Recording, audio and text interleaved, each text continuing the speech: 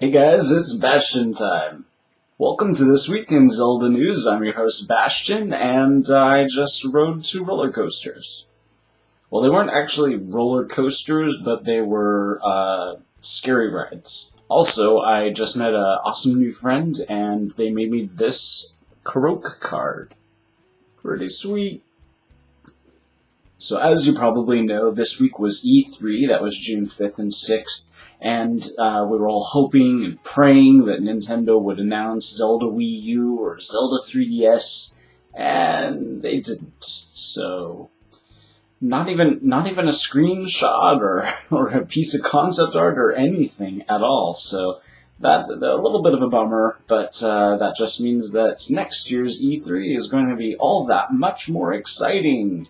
I mean, I didn't really expect them to announce Zelda Wii U. It's too soon after Skyward Sword. They couldn't possibly have much to show us. But what I was really expecting was Zelda 3DS. I thought for sure we'd get a trailer or at least just a piece of concept art or something because, I mean, Ocarina of Time 3D was released, about a year ago or something, and almost a year ago. And they weren't even working on it. That was completely developed by a totally separate third party called Grizo. So what has the handheld Zelda team been doing? I just don't understand why we don't have anything for Zelda 3DS. So anyways, what Nintendo did announce is the game that will probably come pre-packaged with the Wii U, and this is a game called Nintendo Land. It's kind of like what Wii Sports was for the Wii. This is a lot like that, but instead of sports games, they're like very Nintendo franchise-specific mini games. So they have various mini games associated to specific Nintendo franchises, and of course they have a representative for Zelda in there called Battle Quest. And it looks like it's probably fun. It's like a multiplayer thing where 2 people do motion control swords, kind of like in Skyward Sword. 1 person is an archer, and you kill enemies and fight a boss and solve puzzles. It is on rails, so that's very different from Zelda as we know it.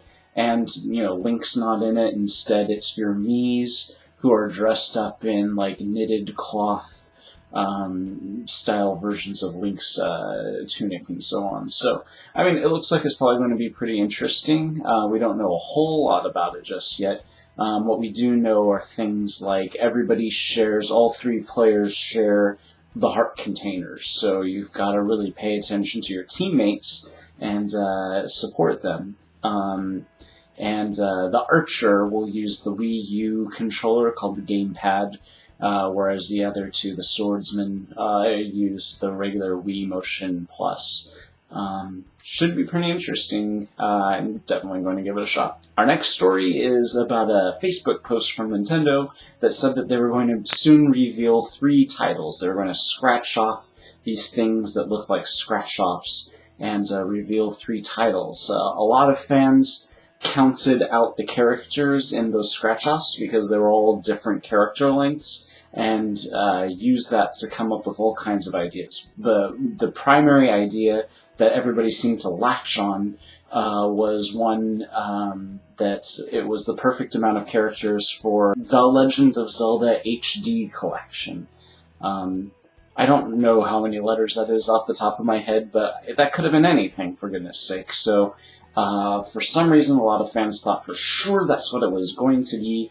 Nintendo has not announced any such thing, but you never know. Maybe they will, maybe they won't. Speaking of things that fans latched onto, hoping was true and it turned out not to be, this trailer was released on several YouTube channels, and a lot of fans thought, oh my goodness, Majora's Mask remade in HD for the Wii U. No.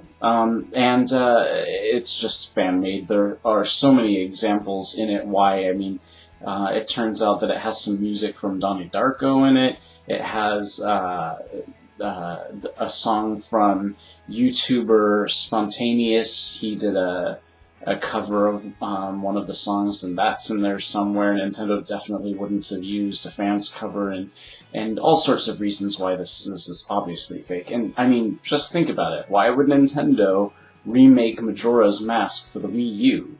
What would be the point in that? They've already got the engine up and running and the graphics for a remake for the 3DS. If they were going to do anything like that, they would just do that. And they have said that they are thinking about doing that, so they wouldn't do it for the Wii U.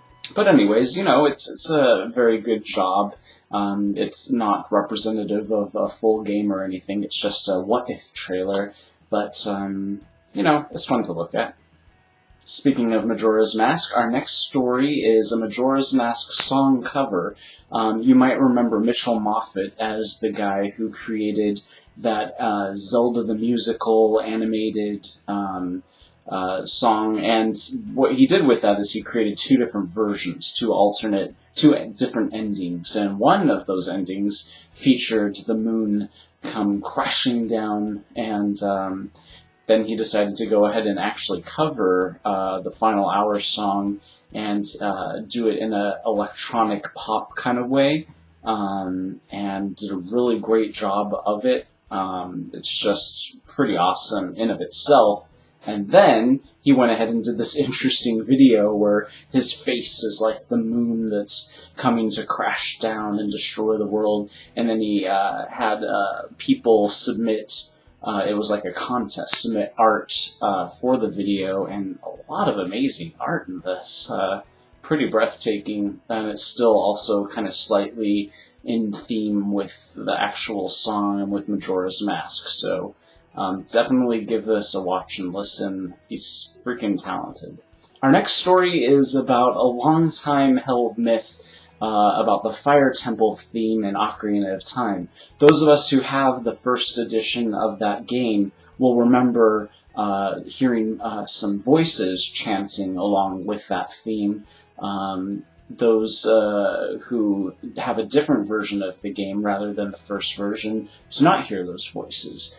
So there's been a lot of speculation about why that is the case. Everybody assumes that, well, it's probably because it turns out that what they were chanting was sounded an awful lot like a Muslim prayer, and so maybe there was some discomfort there as a result of that. Maybe Muslims didn't want, there was protest, they didn't want their prayer in this video game set in a fictional land or whatever, but it turns out that's not the case at all. Is that particular audio of those voices saying, chanting that prayer, is not something that Nintendo created. It's actually a sample that they used, and it turns out several other video games from that era that aren't Nintendo games and aren't related to Nintendo at all also all use that exact same sample. Maybe they just did it as a preemptive measure for that, or maybe they were aware of the possible issue of having, you know, a Muslim prayer in their game. But regardless, it turns out it was not because of any protests or anything like that. So you can find out all about that in this video by Game Trailers. It's part of their series Pop Fiction, where they sort of analyze myths and mysteries in video games. Our next story is about a drummer from a band called Sevneth Rain, and he's apparently quite the Zelda fan because he's got an entire Zelda sleeve tattoo. I'm pretty jealous. I have only 4 Zelda tattoos, and I really would like to get a full sleeve, but it's so freaking expensive, I don't know when that's going to happen. So that's it for this week. Definitely be sure to click here and subscribe, and then click here, and that way you can watch This Week in Nintendo News. See you guys next week. Bye.